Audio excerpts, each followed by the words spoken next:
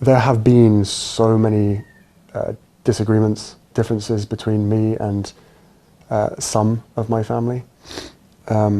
This current situation that has been ongoing for 5 years with regard to human life and safety is the sticking point. It is the only thing that's left. Of course, some members of my family will never forgive me for writing a book. Of course, they will never forgive me for lots of things. But, you know, there is. I would love reconciliation with my family. There's no point in continuing to fight anymore. As I said, life is precious. I don't know how much longer my father has. He won't speak to me because of this security stuff. But it would be nice to reconcile. I can't see a world in which I would be bringing my wife and children back to the UK at this point. And the things that they're going to miss is, well, everything. You know, I love my country. I always have done,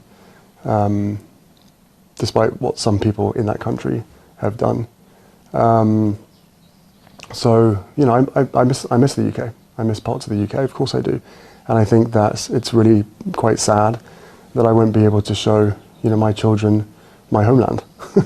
Yeah, I don't want history to repeat itself.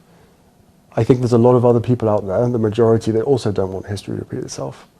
Through the disclosure process, I've discovered that some people want history to repeat itself, which is pretty dark. That's quite a statement. Who do you think that is? I'm not going to share it at this point. I have had it described to me, once people knew about the facts, that this is an good old-fashioned establishment stitch-up, and that's what it feels like. So should Keir Starmer step in? I would ask the Prime Minister to step in.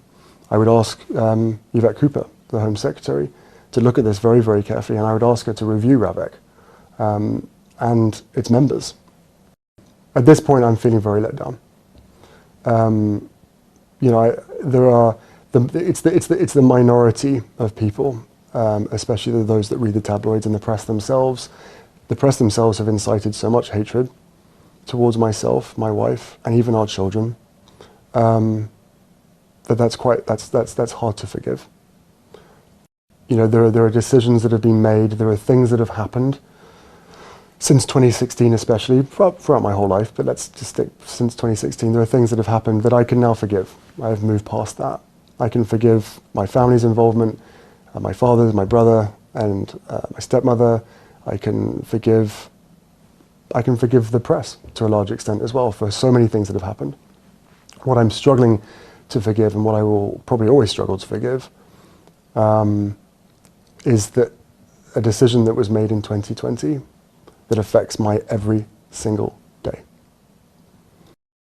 You know, no matter how much private security I have around me, there's only so much that I can do and operate and function within the UK when it comes to supporting my charities, visiting my friends, all of these things. So, you know, I've been treated very, very, very differently to everybody else that exists. All examples that exist, past, present, I have been singled out.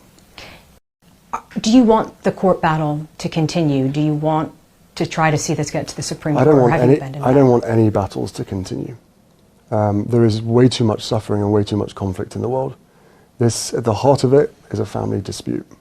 And it makes me really, really sad that we're sitting here today, 5 years later, where a decision that was made, most likely, in fact I know, to keep us under the roof.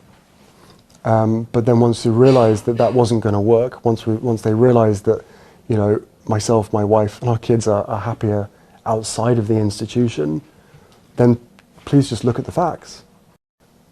I can never leave the royal family. Yeah, that is my family. That is my larger family. I left the institution because at the end of the day I had to. I didn't leave it in 2020. I left it in 2021. But security was removed in 2020.